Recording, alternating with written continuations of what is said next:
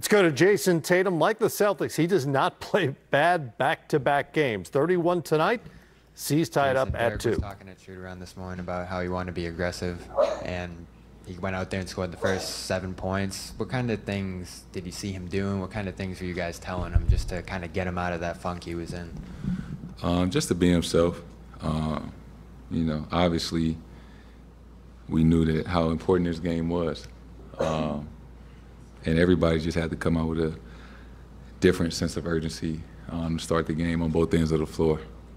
Rob was talking about just trying to make him feel comfortable in Boston. Have you kind of noticed at times just him, being passive and just being tentative since he got here? And, in what ways do you just try to encourage a guy like that?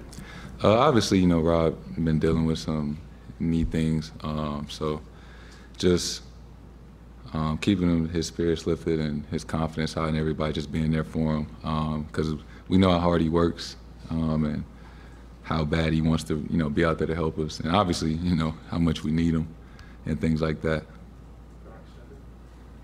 Jayson, when you guys have gotten in trouble in this series, it's been when Miami's been able to speed you up and get into you and turn the ball over. How much of a focus was that coming in tonight to try to take care of the ball? I think you only had 3 in the first half and none in the second quarter.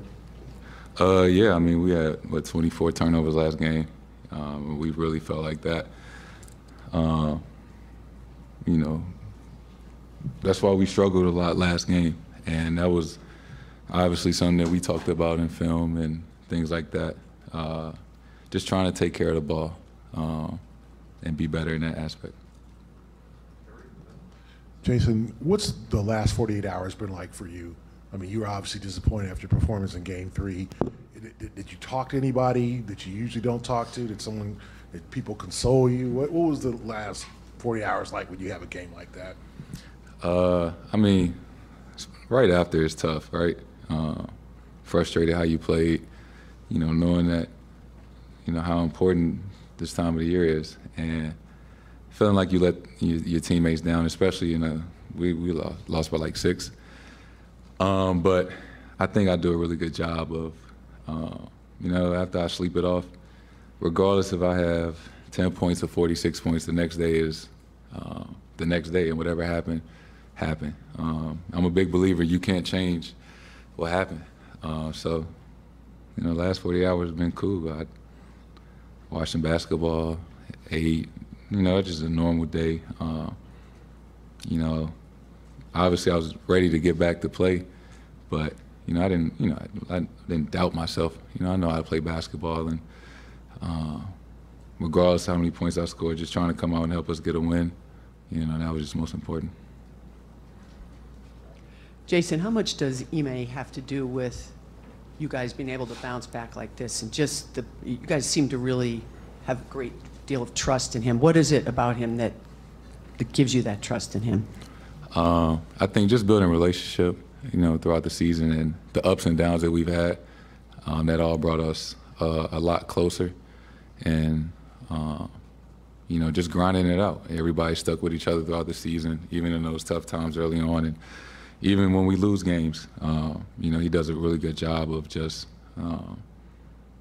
obviously, telling us what we did wrong and what we need to do better, but making sure everybody believes in ourselves and the group, and getting ready for the next one. His directness and his transparency, that's been here from the beginning. Do you like that consistency? Yeah, he holds everybody accountable from the top to the bottom, and open door policy. Do the same with him and the coaches, and I think that just great for the group and what we're trying to accomplish. Hey, Jayson, you were 14 for 16 from the line. How much of that was just the flow of the game, and how much of that was a focus on your part just to get to the line?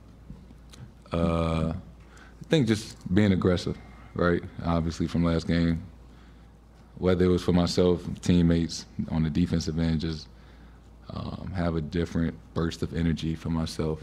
And it led to, free throws and finding other guys for open shots and things like that.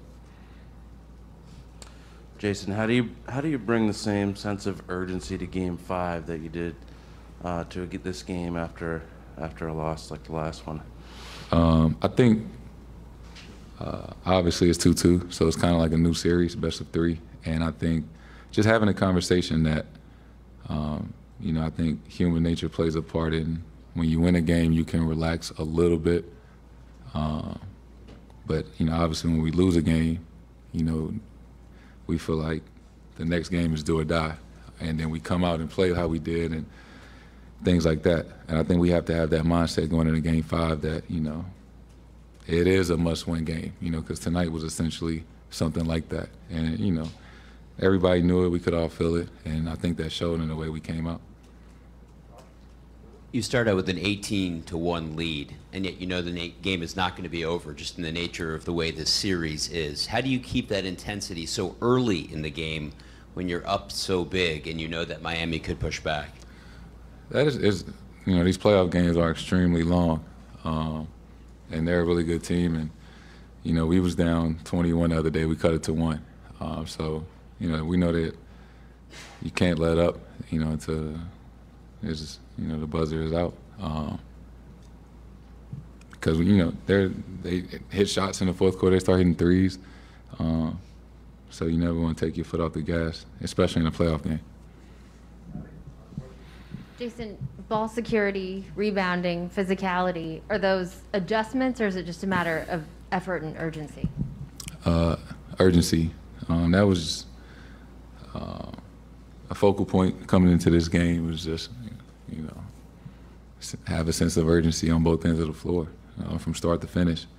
Really starting the game better, obviously, than we did last game. And that's something that we talked about and something that we executed tonight. And then just for you, as many minutes as you've been playing, how nice was it to get some time off in the fourth quarter tonight? It was extremely nice, especially because we was winning. Thank you, Jayson.